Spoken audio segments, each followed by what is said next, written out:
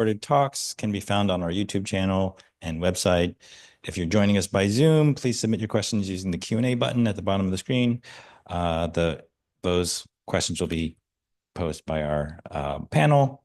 If you're here in person, remember to raise your hands so that our panelists can run over and give you the mic so that the people online can hear you. Our panelists are PhD student Erica Waters, who's in her 4th year, working with Professor Michelle Johnson, and we've got Tori Edwards in her 5th year, soon to graduate, working with Professor Annie Xie.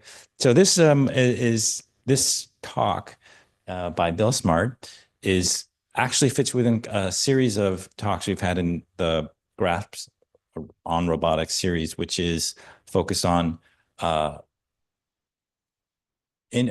responsible innovation, which is a new effort within the school when we're thinking about what are the consequences of technology.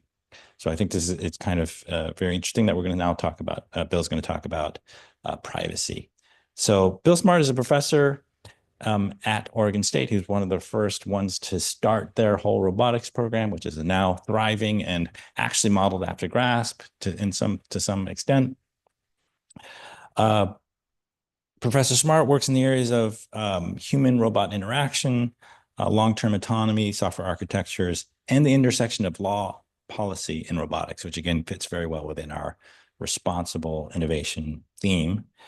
He's a scholar also. He's also an Amazon scholar at Amazon's Lab 126. So he's part-time there, part-time at OSU, where he's helping to develop the Amazon's Astro home robot, if you've heard about that.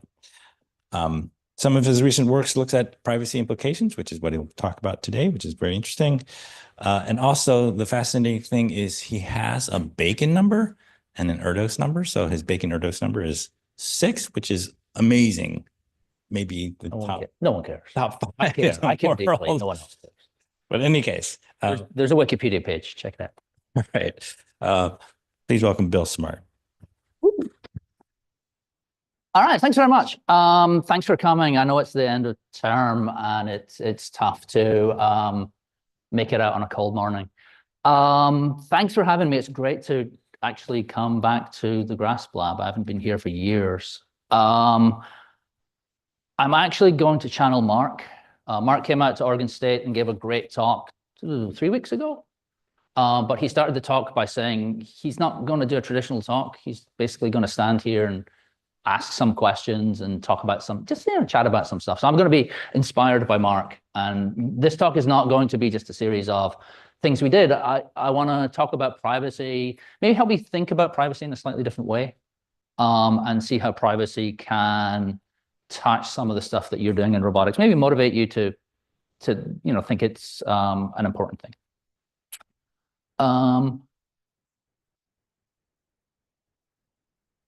First, a disclaimer. As Mark said, I've got a part-time position at Amazon's Lab 126 out in Sunnyvale. I have a concurrent appointment as a professor in the robotics program at Oregon State University and as an Amazon scholar. What I'm going to talk about today describes the work that I did at OSU, and it is not work from Amazon. I'm not going to mention the Amazon stuff today, which is a shame because it's super exciting, but I can't talk about it right now. But what I will say is if we've got grad students in the crowd, Amazon has a really good internship program and a really, really good postdoctoral program. If you're interested in either of those things, then hit me up. I'd love to tell you about them. And also for faculty, the Scholar program is a really good program that lets you be a full Amazon employee with full what we call blue badge access to all the really juicy problems, but keep your university affiliation and have a split position. I've done it for 4 years. It's really, really good. If any faculty are interested in a sabbatical or a split position, I'd be happy to talk about my experience with that. And that's the last I'll say about Amazon. So why privacy? We're roboticists.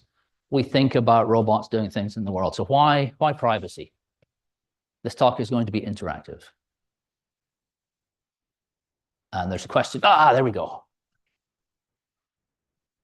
Yeah. So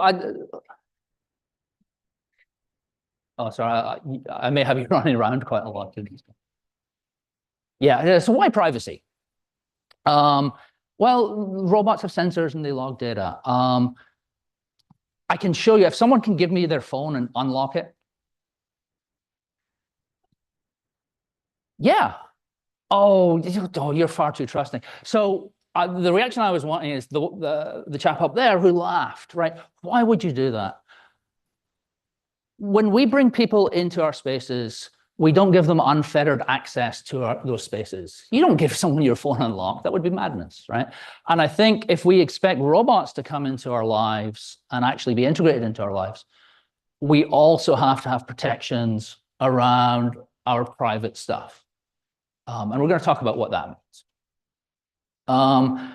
So I'm going to talk a little bit about what I mean by privacy. There's lots of different meanings, but I want to give you a framing maybe you've not seen before. We've done some initial privacy stuff. It got kind of derailed by the pandemic. We're starting to get back into it now. So I want to show you some results, some initial results that are relatively promising. I want to point out some problems that I think are hard and encourage you to think about working on them. And think about how privacy intersects with your robotics work. I think privacy touches all of robotics. And in channeling Mark, many questions, very few answers in this talk, but hopefully I'll get you to think. I'm not going to talk about data security on robots. I think that's important, but I'm not going to talk about it. I'm not going to talk about network security. I'm not going to talk about hacking. I'm not going to talk about legal concepts of privacy, mostly. All these things are important, but out of scope for this talk. Happy to talk about them later. All right. So what is privacy? There are a lot of definitions of privacy, and they tend to come from the psychology and philosophy and legal literature. So these are a few definitions I like. Control over access to oneself and information about oneself. A boundary regulation process. So setting a boundary between what I know and what I consider mine and what I'm willing to share with Mark here. And then having some agency to control that boundary in various ways. Freedom from public gaze, whatever that is. A lot of these definitions have terms in them that are super duper fuzzy, right? You can't implement a public gaze detector on your robot easily. And so one of our problems is taking these definitions of privacy and operationalizing them on robots. What does that actually mean for a robot?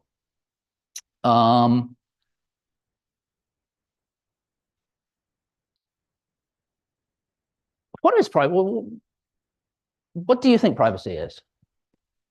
Does anyone can anyone define privacy for them? Please.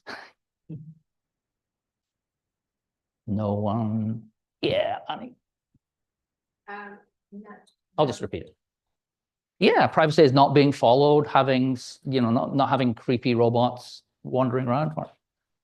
I might say, well, not being followed is interesting, but having people know what you want them to know and not know what you don't want them to know. Right. So how do you find that? How do you tell the robot what you don't want it to know without telling it what it is? Well, that's hard. How about if the robot were to follow you with your suitcase? Would that be okay? Maybe. There's subtlety to it, right? So I think one of the things that makes privacy really hard is there's lots of aspects to it. It's multifaceted. It's not a single concept. It's very contextual, right? Sometimes it's okay to do something, and sometimes it's not okay to do something. And those contexts can be super subtle. It's very individualized. So you have a very particular feeling about privacy and what you're willing to share. And that's sometimes hard to articulate because it's internalized, right? You know when your privacy has been breached, but maybe it's hard to write down the rules that would say, right, if you follow these rules, you won't breach my privacy. And it's just tremendously subtle. It often depends on social contexts that are really hard to understand. But you know when it goes wrong. You know when someone has offended your privacy sensibilities. I said I wasn't going to talk about data security. Data security is really just about what you record and where you record and where you store it. So I think it's super important. I think it's a subset of privacy. I'm not as interested in it for the purposes of today's talk. There are legal concepts of privacy that I think we need to be aware of as roboticists. And so these are things like the GDPR in Europe about how you have to be careful about taking images of people. There are special regulations around kids. COPPA is one of them in the US. I think one of the problems is a lot of the regulations vary by jurisdiction. So I believe it's illegal for, under some contexts, to use face recognition on robots if you're a company in Portland. And so there's quite a lot of subtlety in that. So how do you work with these local legislative things and local regulations if you have a robot you're going to deploy across the country, across the world? Also, so if you read these regulations, I've read the GDPR. I don't recommend it. It's really vague, right? It doesn't define things. And I think taking these regulations and implementing them on robots, operationalizing them on robots is really hard because there's a lot of interpretation in there. But we're not really going to dig deeply into that. This is what I think about privacy. We came up with a taxonomy of privacy a few years ago, and it covers a whole bunch of stuff. So that I'll just walk you through some of this. So the informational stuff is what you might consider your data, right? So invasive informational privacy. I come in and I look at your email. I collect data about you without you being aware of it. That's a breach of privacy. Maybe I process some of your data. I observe you over 5 days and I infer what your schedule is. That's a breach of privacy. I tell people, like Mark shares a secret with me, and then I blurt it out on stage. Right? So privacy as information disclosure. I think there's also an interesting concept of privacy, which is physical. So you can think of your physical space, like you have a right to privacy in that people shouldn't get too close to you. You should be able to protect your physical space. In some of this philosophy literature, they talk about territoriality, and that's the idea of you don't want the robot to come into the room when you want to be private, when you want to have time to yourself. There's a great one, obtrusion. That's having the robot in another room, and it's just annoying you because it's noisy and disturbing your privacy, even though it's not in your space, right? And so I can go through all of these, but the point to take away from this is there's a lot of ways to think about privacy that's not just stealing your data, right? And I think because this is such a rich set of concepts, it touches on a whole bunch of stuff that we do in robotics. We're going to focus on a couple of those. I'll go through a couple of examples of things we've done, and I'll dig into a couple of them as we go through the talk. Oh, I was hoping for a question, but that wasn't a question. Yeah. So I think for me, actually, the more interesting ones are the social ones. So things like, well, I'll pick on solitude. Right. So one concept of privacy is you should be allowed to be alone when you want to be alone. Right. You shouldn't have robots coming in and bugging you. That's super fuzzy, but I think we can all like identify with it. Right. So maybe not what you've traditionally thought of as privacy, but I think it all falls under the same umbrella. There isn't a ton of work in privacy on robots. There's a ton of work in privacy, but on robots, there's less. I've just put 3 citations up here because I think they're interesting starting points for anyone who wants to dig into it. Ryan Killo's work is always good. And he started off by sort of linking the more theoretical privacy work with actual practical robot stuff. So that's a great starting point. And Austin did a similar thing. From robotics, Maya Chakmak from UW had this fantastic paper, which is 10 years old now, yikes. And the thesis of that is where we have this is taking some ideas from traditional privacy theory. You're willing to have your privacy breached if there's an advantage to you in doing so. So I have an Android phone. I use Google. I have location services turned on. That breaks my privacy. Google knows where I am right now. Every month, it sends me a summary of where I've been. And that's pretty creepy. And I don't like it. But it's really nice if my phone knows where I am, because I can do more stuff with it. Right? It can suggest things for me. It knows where I am, so I can find the coffee shop in the morning. So there's a trade-off there. And I think one of the things to think about as a roboticist is, if we have a robot with a bunch of sensors, what value are we delivering by having those sensors on the robot or collecting those data, and trying to make that explicit to people who are using the robot, which can be hard.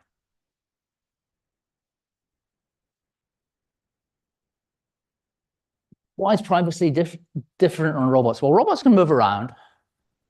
And so if I have a webcam on this computer, and if I don't want that webcam to look at me, I can just cover the camera. I'll put a piece of paper over the camera and it's good. Robots are different, because Mark could have his robot come over and take the sticky off the camera. The robot can actively invade your privacy. You don't have control over where it is, maybe, all the time. Our concepts of privacy are tied up in human-like sensing often, and we'll talk about analogies that rely on this in a little bit. But if you're in your bedroom, you're doing something, you want to be private, so there's no robot in your bedroom, so it can't observe you and it can't hear you. Well, what happens if the robot has superhuman hearing and can actually hear you from the kitchen? And what happens if it has some kind of wall-penetrating radar and it can actually image you through the walls? How does that affect your concept of privacy with robots? Does it no longer ties to space, and that's sort of complicated. Teleoperated robots, we've done a bunch of stuff with teleoperated robots and privacy, and they kind of break this idea of, if I'm going to breach your privacy, I've got to be there. Now I can have an agent of me being there. And I think there's an interesting philosophical question of, if I have a telepresence robot and I drive it into your room, am I invading your privacy, or is the robot invading your privacy? And does that question even make sense to a roboticist? Does that question make any sense to any roboticist? Excellent. No, maybe one at the back. Right. It makes sense to philosophers. And I think one of the problems with thinking about privacy is you have these very different intellectual camps who are interested in very different levels of discourse.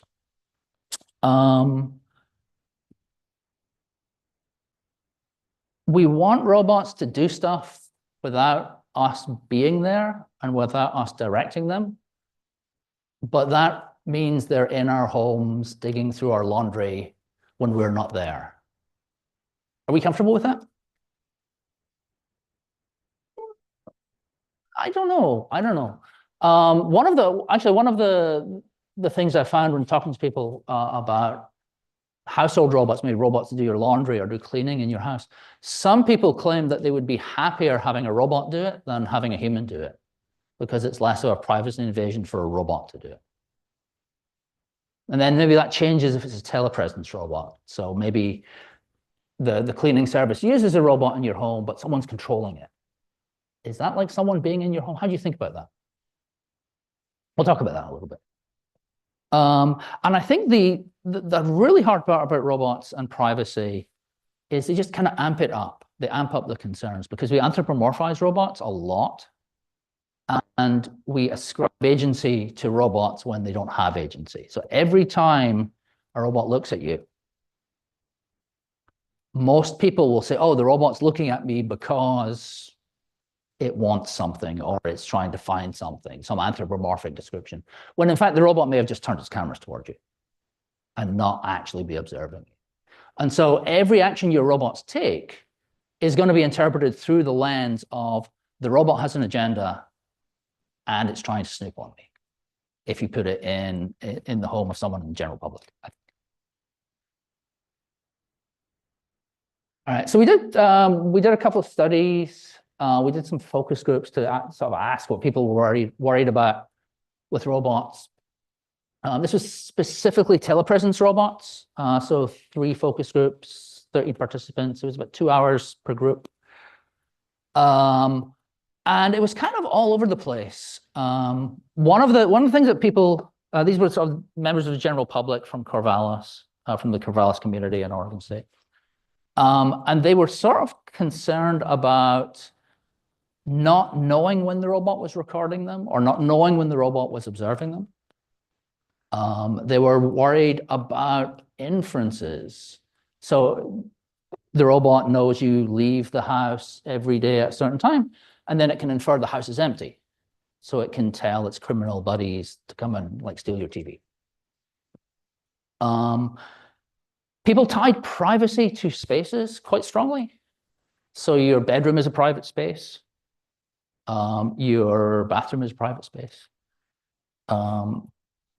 They were worried about like this very generalized worry of there's someone watching me all the time if there's a robot in my house. And I think that's a hard one to think about. Who has a smart speaker, like an Alexa or a Google device? Right. For those of you who don't, why don't you?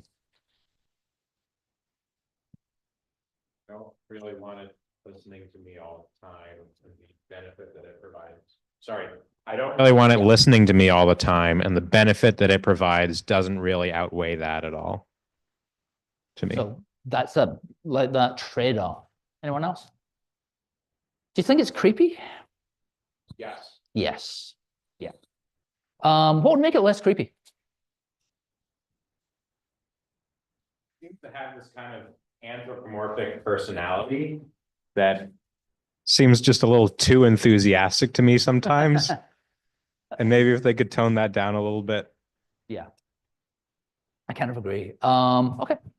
So I think there's certainly a creepiness factor. There's utility in having these things, I think, but I think everyone has a different level of comfort with that utility, that trade-off, that thing that Jack Mack talks about. People were really concerned about unwanted marketing too. So if I know stuff about you, I can more effectively target you. A lot of people said they were more concerned with the practical side of robotics. So there was, to have a privacy utility trade-off, you've got to have some utility. And a lot of our robots don't have a lot of utility in the general setting right now. And so why would you give up your privacy for a broken robot, maybe? All right. So we can think about privacy protections on robots in a few different ways. One of the ways I think about them is as constraints on robot behavior. We can constrain the hardware, the mobility system, perception, manipulation, and computation. We'll talk about each of these in turn. The thing to bear in mind is we're used to optimizing things on robots and solving problems. The privacy problem is not one we're going to solve. We're always going to get it wrong a little bit. We're always going to not completely respect people's privacy, I think. And I think it's really important to think hard about what happens when we fail to meet our privacy goals, right? Mark doesn't want the robot in his bedroom. Every now and then, the robot's going to wander into his bedroom. Is that a deal breaker?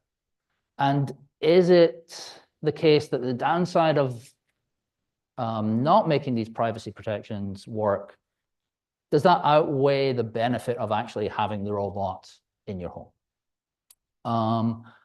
And I think one of the interesting things to think about is if you have a teleoperated robot in these contexts, if you had a malicious teleoperator, how could you break the privacy?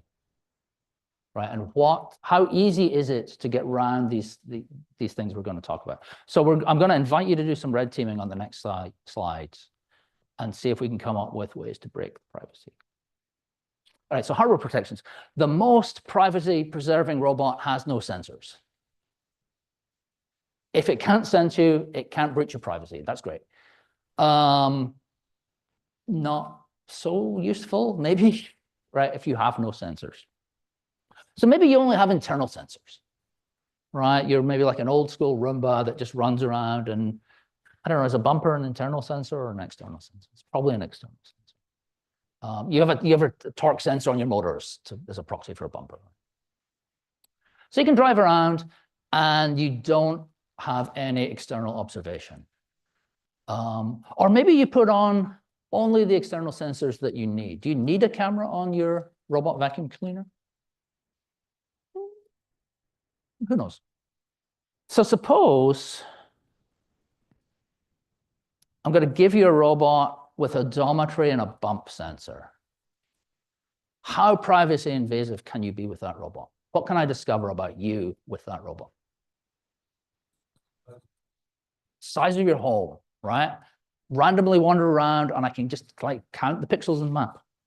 You can figure out where furniture is and where the room layout is. Yeah, you can actually map with just movement and bump sensing. It'll take you a while. You could look at when they turn on the robot, like if they manually press the go button. Right. So you know when I'm at home. Ooh, we've got no sensors, but we've got a Mark's at home sensor. Holy cow. Any more? I can tell when you leave the house. So I found out how big your house is. I've mapped your house. I figure out where the front door is, and I park the robot behind the front door. And I look at the odometry. And when the robot moves in the map, and I haven't told it to move, that means you've moved it out of the way and you've left the front door. I now have a way of telling that you're not home. Right? And so I can do quite a lot of privacy invasion without having very, very good sensors.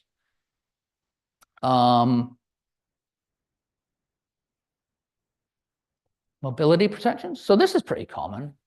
You have a map of the world, and then you set up zones in it and say, robot, keep out of these zones. These are private. This is my bedroom. This is my meeting room. That is apparently the super secret zone in my lab. And then the navigation stack, or whatever the teleoperator is using, doesn't let them drive into those zones. Right? Have those in vacuum cleaners. Often we use this to keep the robot out of areas where the robot's going to die. So the top of stairs and things like that. But you can think of it as a privacy thing. Red teaming. How can we get the robot to go into the zones it's not allowed to go into?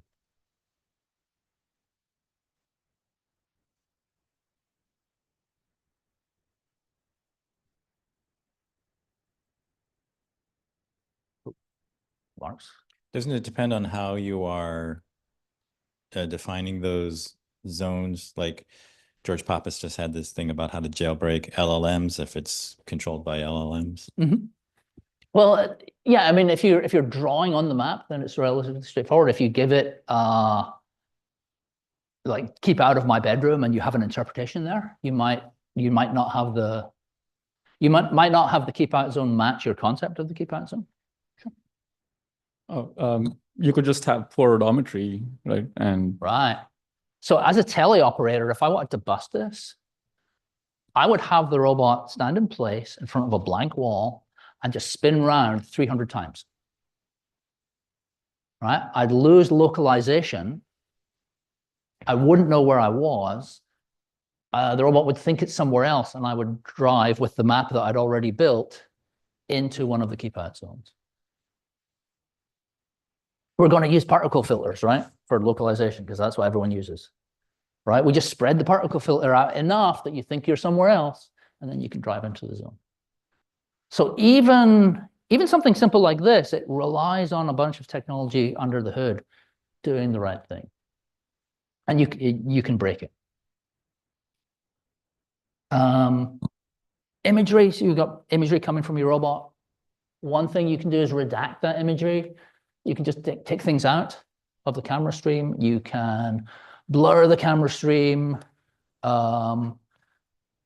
If you're not allowed to look into a room, you can like redact everything through the doorway with a knowledge of the space. There's some cool techniques where you can use artistic rendering techniques to draw your eye to stuff. It doesn't completely redact it, but in a casual glance, it forces you to pay attention to different stuff. You can run an edge detector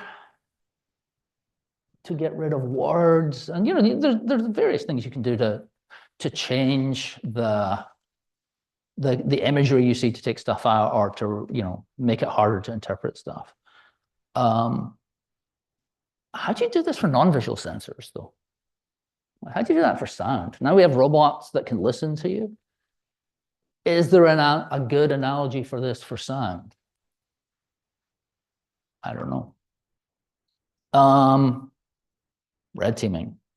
All right, so we've got redaction or replacement filters. How do you jailbreak that?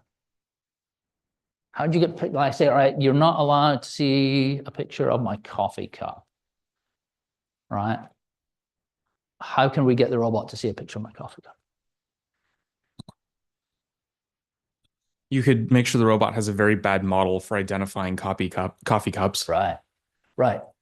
So you could try like to redact this coffee cup, I've got to find this coffee cup, right? And so if you can figure out how to confuse that coffee cup detector, right? Maybe the robot turns the lights out or turns the lights down so that it's dim in the room and the detector doesn't work. You can see it, sure. Any others? So in this particular setting, you're thinking of, you're okay with the robot first looking at the image, the pixels in the image, to then decide yeah, so there's at the next stage of processing that it can't use some pixels. Yeah, there's sort of an implicit thing in here where you've got to take the pixels off the camera and you've got to do something with them, but there's a boundary, a boundary within which you're allowed to do anything and a boundary beyond which you're not. Right. And I think, I mean, maybe this is somewhat of a tangent, and maybe you're going there anyway, but one of the things that I'm thinking about when I'm looking at these kinds of these slides is that, to me, it matters not just what the robot senses. It's okay for the robot to be sensing more information that I'm comfortable with if I know that the recipient of that information is, for example, very dumb, or it retains no memory, or if it's like a little microprocessor and the information goes nowhere, or if there's no teleoperator who can ever see this, then I'm okay with it. Yeah. Right? Yeah, I think there's an assumption that there's a boundary within which you don't have to be private, and then this kind of processing would happen there, and then it gets to sort of data security, like you would keep this in volatile memory, and there are protections you can put on that. But it's really I think what interests me more is that beyond that boundary, given that boundary, if you're beyond it, how can you exploit stuff that you shouldn't be able to? If that makes sense. So I'll give you an example actually of one of the ways that this works. This is I was going to say you could mess up the exposure. Oh, yeah. So you could like camera parameters, like Vaseline over the lens, all sorts of stuff. So this is just a cool hack we did. This is my fantastic grad student, Matt Rubin, who's now at the University of Portland with his hat of invisibility.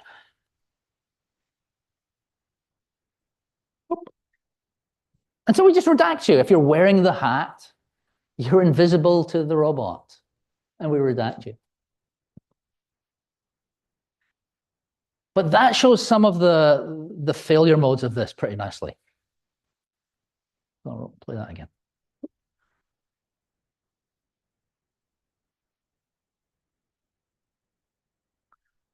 We come in, we detect your skeleton. That's like oops, I'm sorry. That's the old connect, see my skeleton thing. We track the green hat because it's easy. Put it on your head, you redact it. But you can tell he's there, right? He's moving a little bit faster than the redaction filter. We replace in the background the last thing we saw in the background.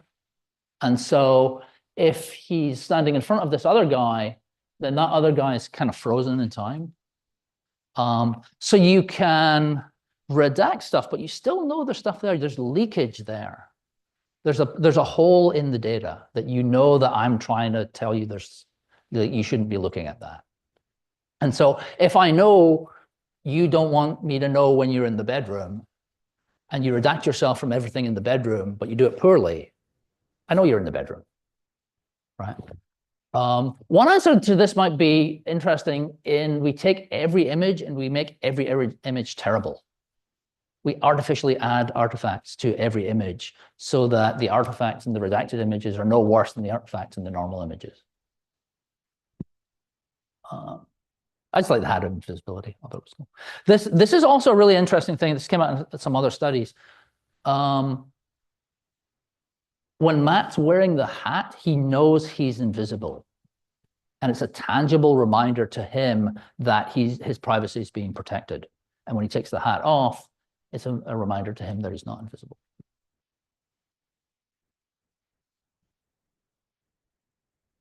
Manipulation. So we're going to give the robot an arm and it can manipulate stuff. It's going to be similar to moving around in the world. We're going to set maybe zones around objects. You're not allowed to touch my coffee cup. You're not allowed to get within an inch of my coffee cup. How could we break that? Now our odometry is kind of our joint angles. And so that's easier, right? We get a better, that's harder to fool.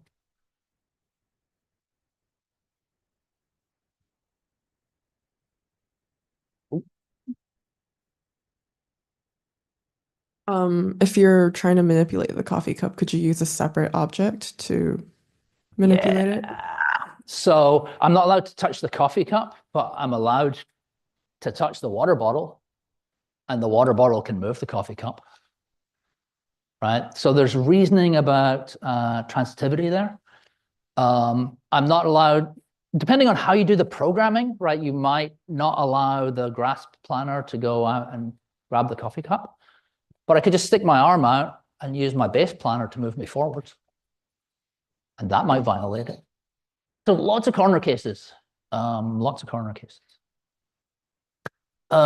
This is the hardest one.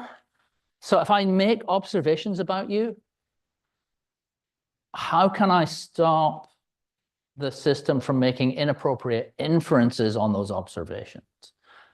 So the classic example of this is tracking your purchases. I think there's I don't know if it's a true story or just an urban legend of someone who went to Walmart to buy some pregnancy tests, like every few days, and then stopped doing it, and then got flyers for baby products 7 months later, which were delivered to her parents who didn't know that she was pregnant. And so that's a violation of privacy. That's an inference where the individual purchases are, maybe not something you care about, but you can put several things together.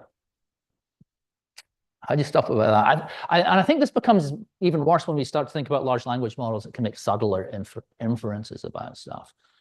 I would love to hear if anyone knows how to protect against that, but how could you jailbreak it?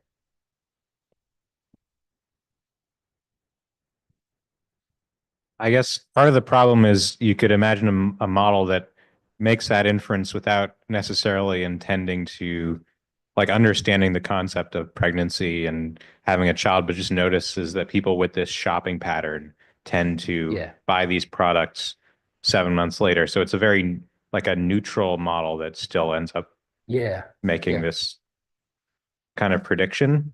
And so I guess part of the problem is it's very difficult to actually, you kind of have to put these cases in on a case-by-case basis, and you're going to miss very something. individualized, right? And so for some people that might be a privacy violation. Some people it might not be a privacy violation. All right. When does this end?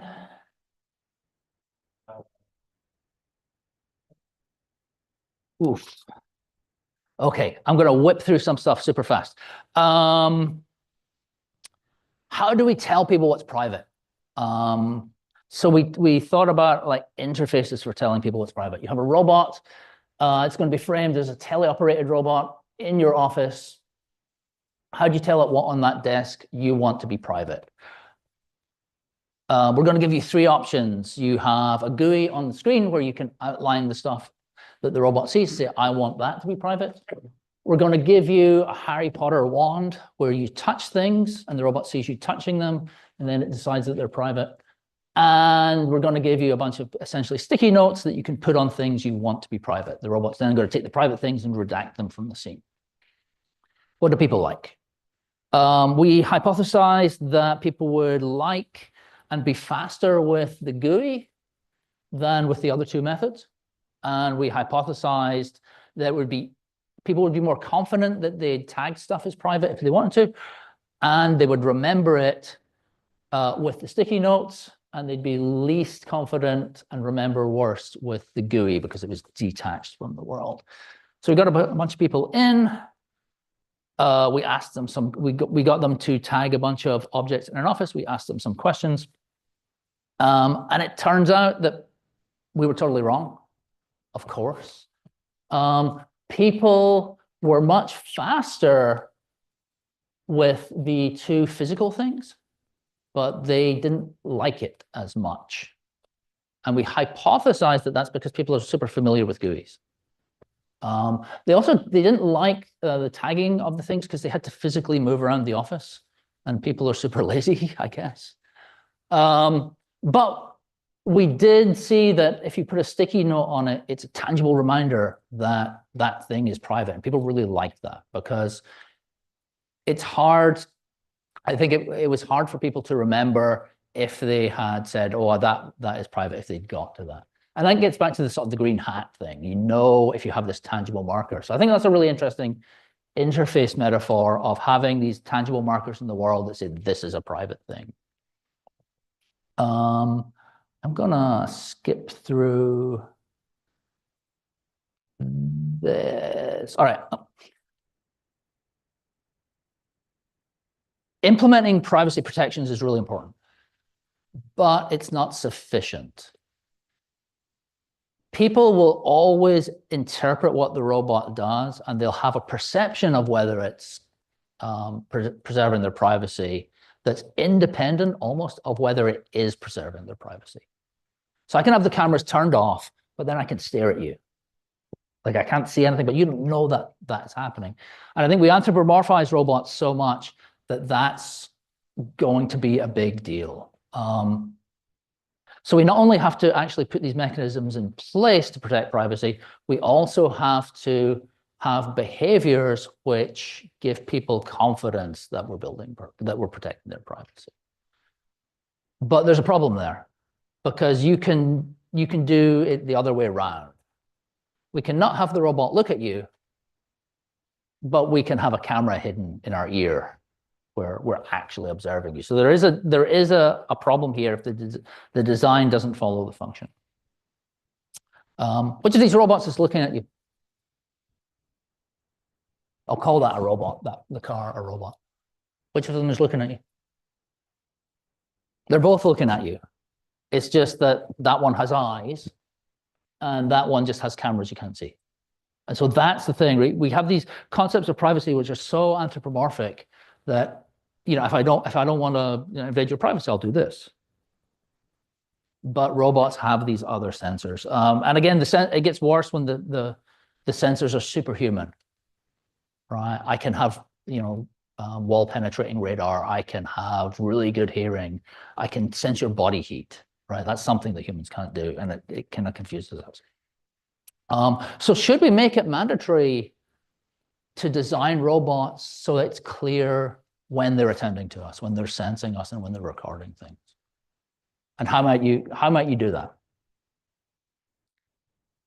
All right, I'm going to whip through this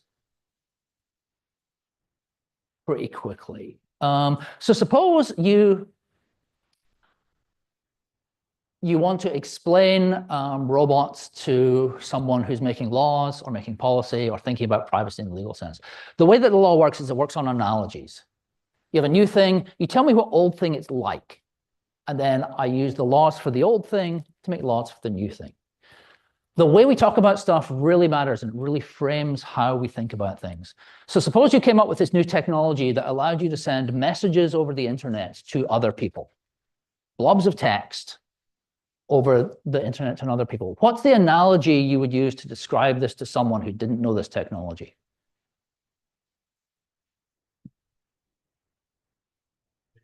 Mail, right? A letter. It's a letter, right? It's exactly a letter because it's got an address, it's got a protocol wrapper, it's got all the bits of a letter. Great. What's another analogy? This is for older people. Not a letter, but oh, good. Very close, close. Postcards. A telegram would actually would do just as well as postcard. All right, so postcards, right? I should have put one from Philly on here. I did my degree in Rhode Island. I have a soft spot for Providence. So it's picture on the front, text on the back. It's kind of functionally the same as a letter. It carries text, it's got a stamp, it goes through the mail. What's the difference? I analogize this to two different lawmakers and I ask them, how should we regulate this new technology of email? So you can see the message on the postcard. You cannot see it in a letter. Yeah.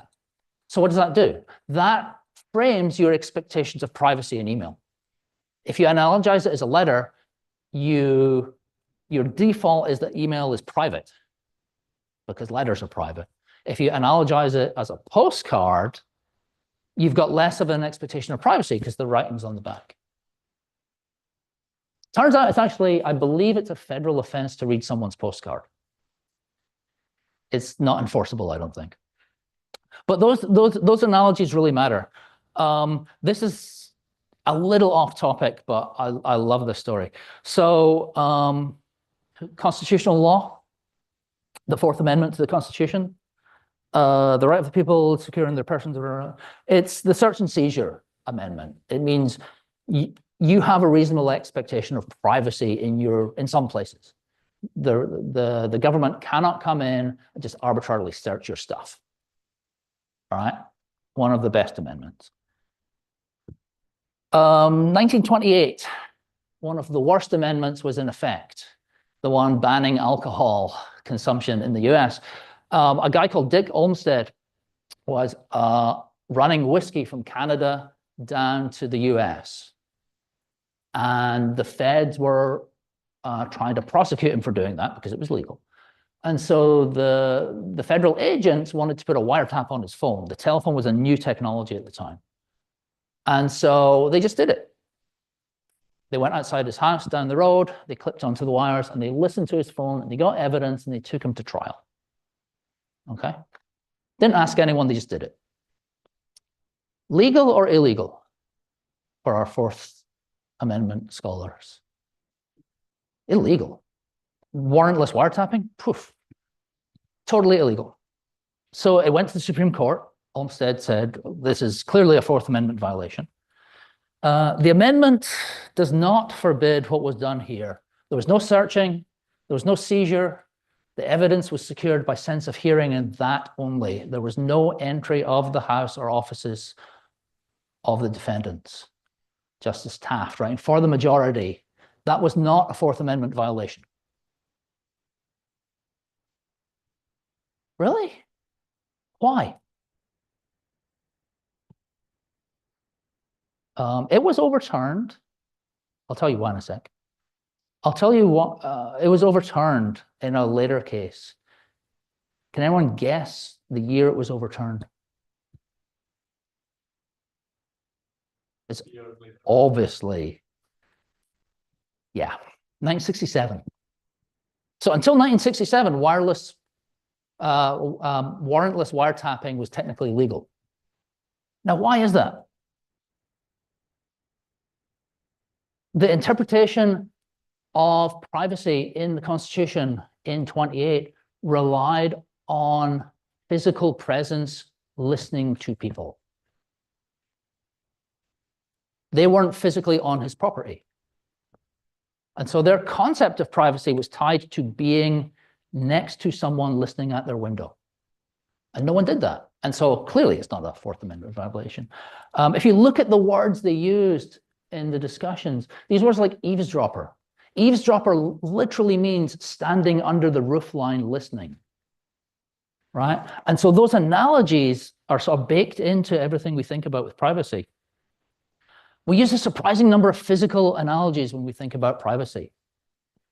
You uncover secrets. You pry with a pry bar into people's affairs. You expose, you eavesdrop, we invade someone's privacy, right? We have this physical metaphor baked into our heads. And I encourage you to think about how much that affects how we conceptualize privacy on robots and what the ramifications are for how people think about privacy by default on robots. And how much of the technology, like this telepresence technology, you can be in another place. I can violate your privacy without being physically present.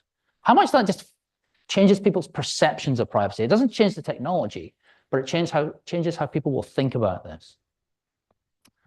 All right. I'm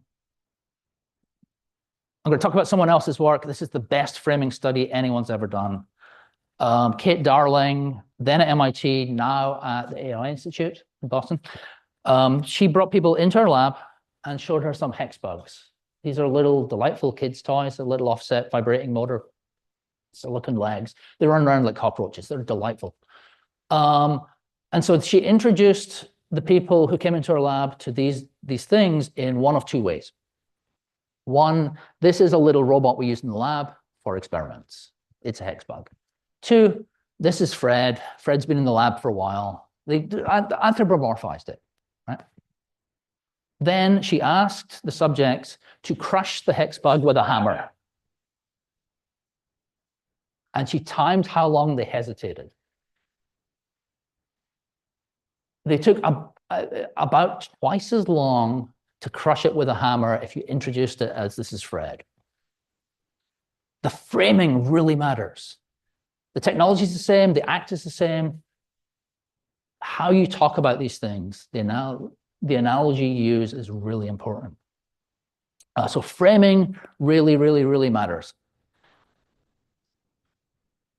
We did an experiment to dig into this a little bit. So the setup is we're going to give you a telepresence robot.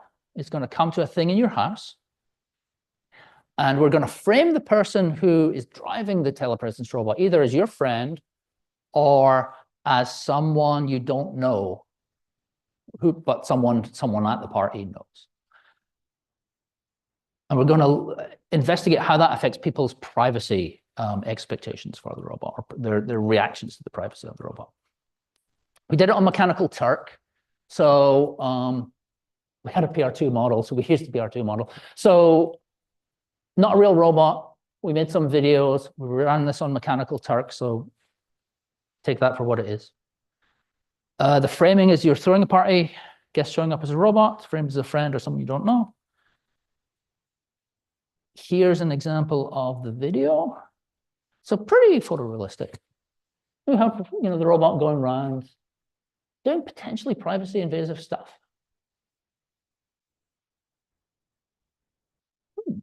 Look at your photograph. That's creepy. That's not creepy at all, right? And then, so we showed them these videos. There's a couple of them. The one that triggered people the most, is, what's this one?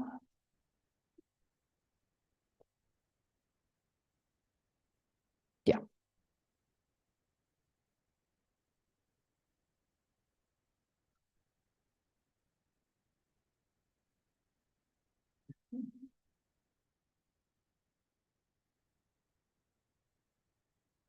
There's something about seeing a basket of dirty laundry that really triggers people in this study.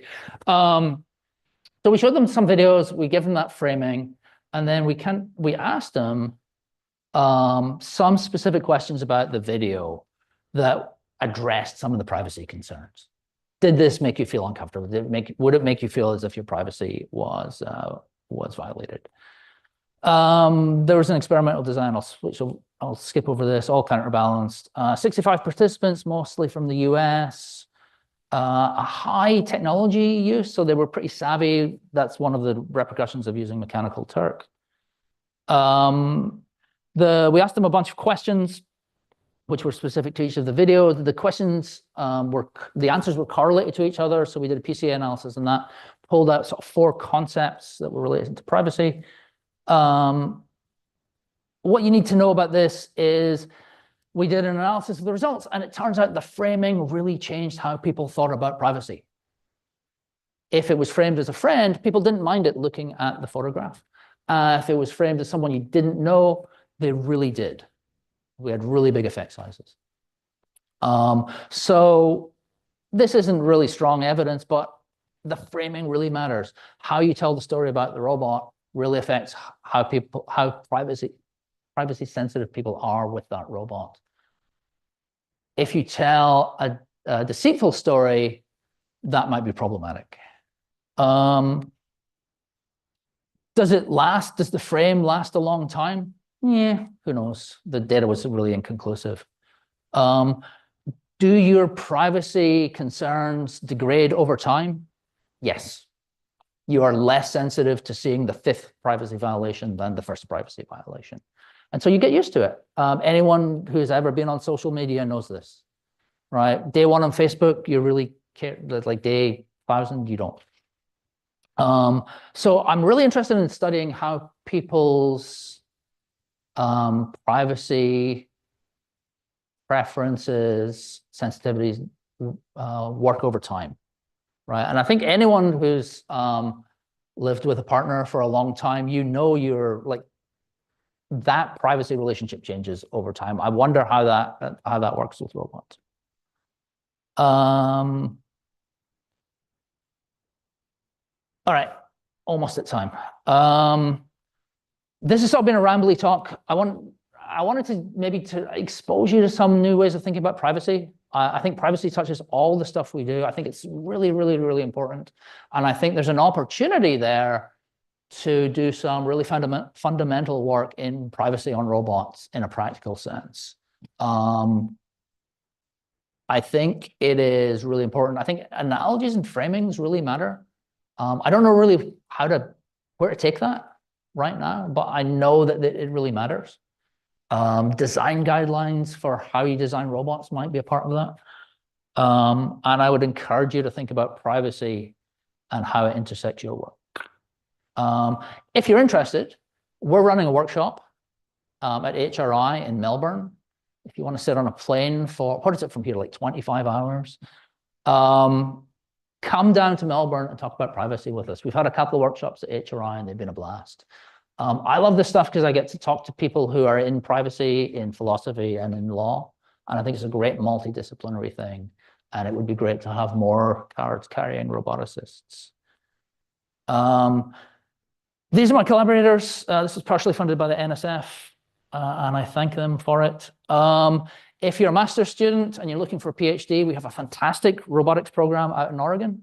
It is no colder than it is here, although it is probably wetter.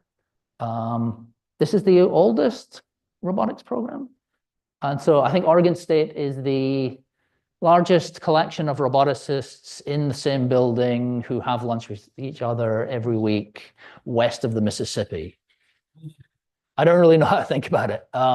We have a really good group out there. If you're interested in coming out to Oregon, talk to me. We'd love to entertain your application. And that's it.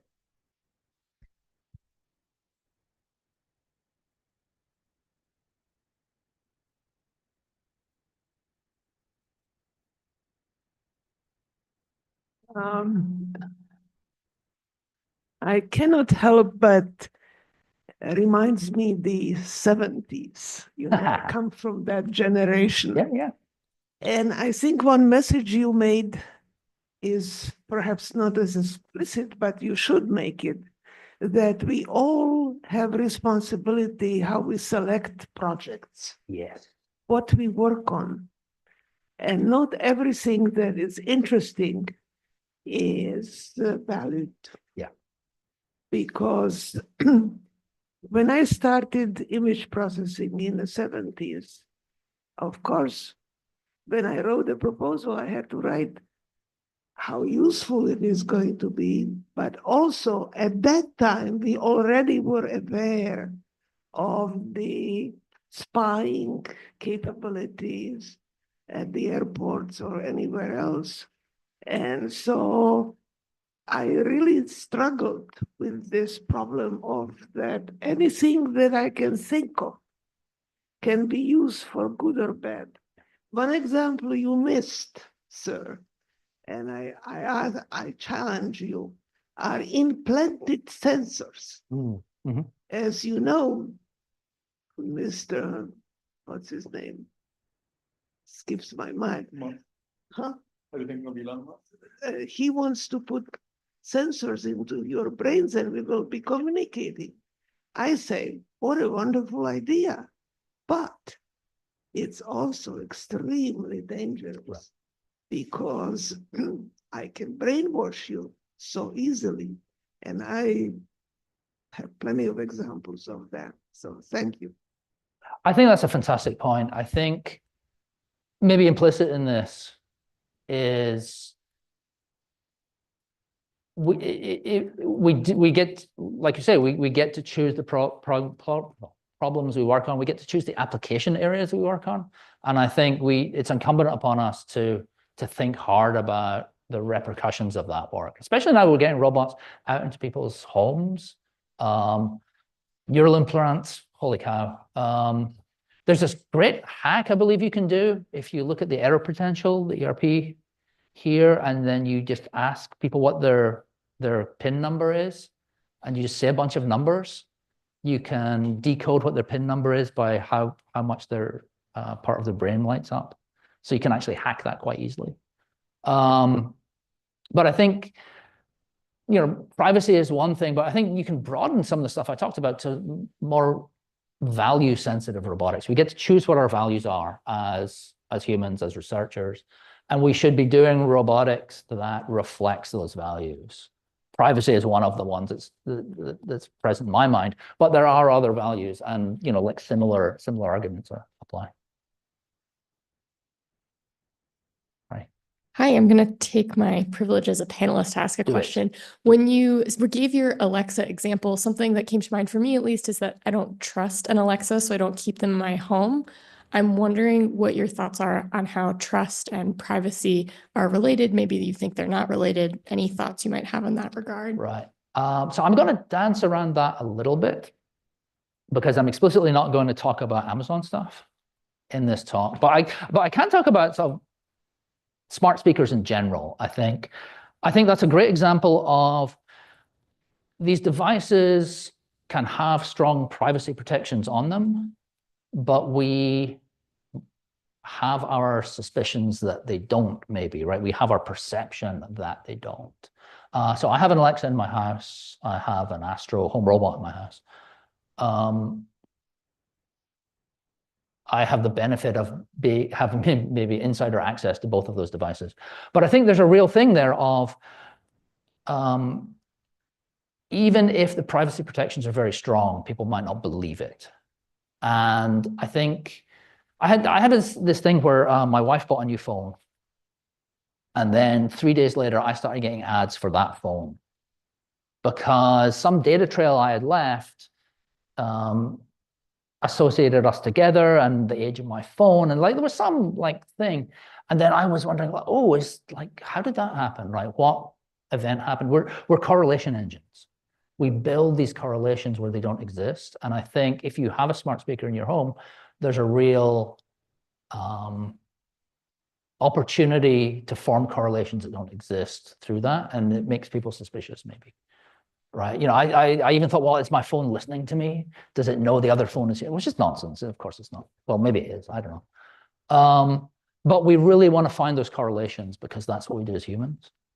And I think that's the perception of privacy. We want to believe that our privacy is being violated, even if it's not. I don't know if that's an answer to your question. That was kind of rambling. So going back to your talk about values and the diminishing effect of privacy violations over time, we all, I think in this room, remember times before, there were cameras everywhere, or there were smartphones, or there were cameras everywhere, but we didn't all carry them in our pockets. Do you think that people will still necessarily care about privacy in 20, 30 years? Oh, gosh, I have no idea. I'm too old. I think it's certainly changing, right? I think the I think this gets back to the privacy utility trade-off thing, right? If there's utility for you to give up information or give up personal space or give up whatever, then you'll do it. And I think individual thresholds with that will change over time. I know that so I have a couple of kids, a couple of teenagers, and their relationship with social media is different than mine. It's not that they're more willing to disclose stuff, it's they're willing to disclose different stuff. And so I'd be happy saying it'll change in 30 years, but I don't know. I think as humans, there are bits of us that we want to keep to ourselves. And I think other aspects of privacy, in 30 years, my bedroom's still going to be my bedroom, right? So I think with informational privacy, maybe it shifts a little faster, but I think there's other concepts of privacy that are a little more intrinsic to us that are going to be a little more fixed.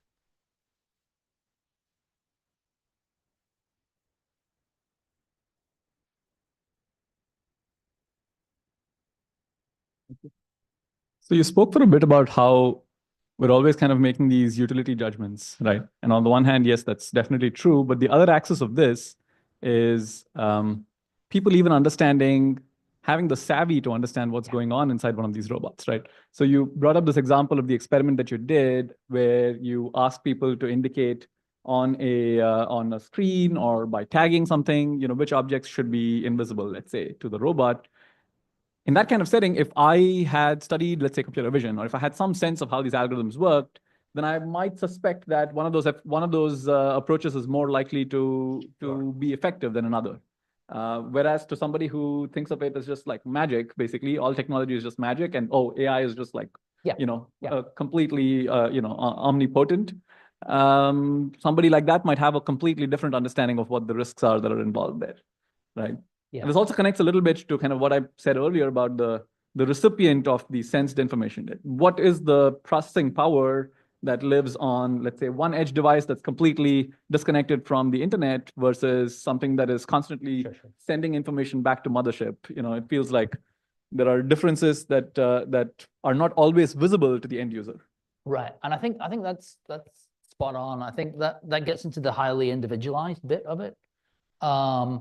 I think one of the challenges is, if you know computer vision, you might be skeptical of one technique over another. I need to show you evidence. Maybe I need to show you a data set where it's time. But I think we need to do that with non-technical people too. You have to be able to verify.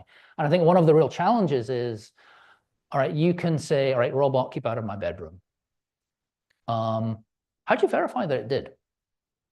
Do you have to sit every evening and watch a log of where it went? Or, what's the right interface? What's the right feedback mechanism to build trust in the privacy protections? And I think it's challenging. Well, it's challenging with you as a technologist because you know stuff and I can't lie to you and I can't elide stuff. And you can, say, well, you're using this algorithm, that algorithm would work better, right? I think it's also challenging with non-technical people because I'm going to assert no one knows what the cloud is. No one knows about privacy barriers in the on-device and cloud, volatile, non-volatile memory. And so I think there are different challenges for different people. And I don't really have a clear idea of how you might do that feedback. But I think that's a fantastic area if anyone wanted to get into privacy. Like compact ways of allowing you to verify that it did the right thing, or it verify that the specification you gave it is actually being met, depending, for various types of specifications. As engineers and scientists, we all have moral and ethical obligations to build devices that don't invade your privacy. Yeah. That as much as we can. But that's not necessarily always the case. Like if you look at things like the Google Chrome incognito mode, there will always be interests that don't align with so you see violations made. Sure. So the question is, not from our side as engineers, but from the side of the users, what sort of guidelines would you put forward to make sure that their violations aren't being, or privacy isn't being violated, do we start looking at devices counter? Because again, that's we start looking at devices counter these invasions, or basically other protections that can be actually enforced, not legally, because we know that Right. That's a great question. I don't have an answer. I think there's always a tension, if you think about large language models, right? You give them queries, they want to take your data and use it to train with, right? So there's a balance, there's always a tension between respecting your privacy and using your data to make things better, right? And I think that is something that's incumbent upon designers, right? We all have, hopefully, an ethical framework to work in there. And I think we get to choose the projects we work on, and we should choose the projects that align with our ethical framework. But I think the question was also partly, is there like almost like a third-party way around this? Yeah, I mean, DuckDuckGo. I think for some of it, it's hard, right? If you don't, well, you can always not buy a device, right? And we saw the nuclear option. If I don't like the camera on my laptop, maybe I can put a blurring filter over it. So maybe, maybe for certain technologies there are. I think for informational stuff, and potentially you use Tor and you use DuckDuckGo and these data privacy protecting things. I think it gets harder if you have a robot in your home. Maybe there's an aftermarket of robot baby gates that will stop the robot going into your room or something like that. I don't really have a good answer to your question. It's a really good question, though. Maybe there's a side hustle to be had in protective products for your home. Okay, with that, let's thank our speaker one more time.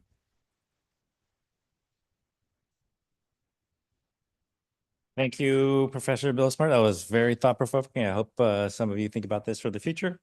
So this is our last Grasp on Robotics for this semester. Please stay tuned for our spring 2025 Grasp on Robotics lineup for information on upcoming events. Be sure to follow us on social media and check our website. Thank you again. Have a wonderful day. Thanks. Oof.